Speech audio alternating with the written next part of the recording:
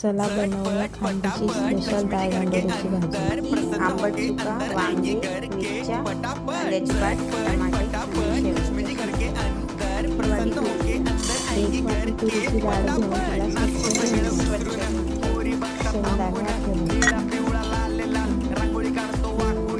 नंतर त्यात सर्व पदार्थ मेथी, तांदूळ, हिरव्या कांद्याची पात सगळं एकत्र करून 4 शिट्ट्या घेऊन घ्यायच्या।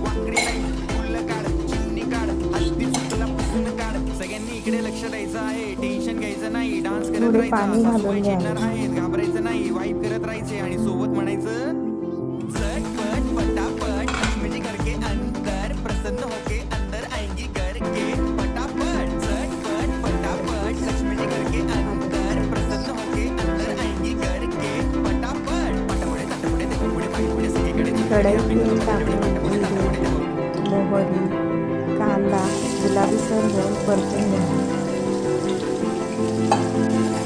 नंतर त्यात टमाटा, शेंगदाण्याचे कूट आणि खोबरं किस घालून व्यवस्थित परतून घ्यावे।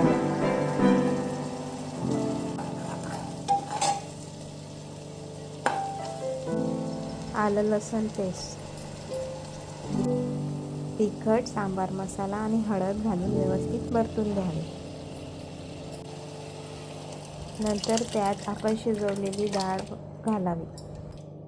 डाळला 5 मिनिटे शिजू द्यावे। तयार आहे आपली डाळ गांडोळी।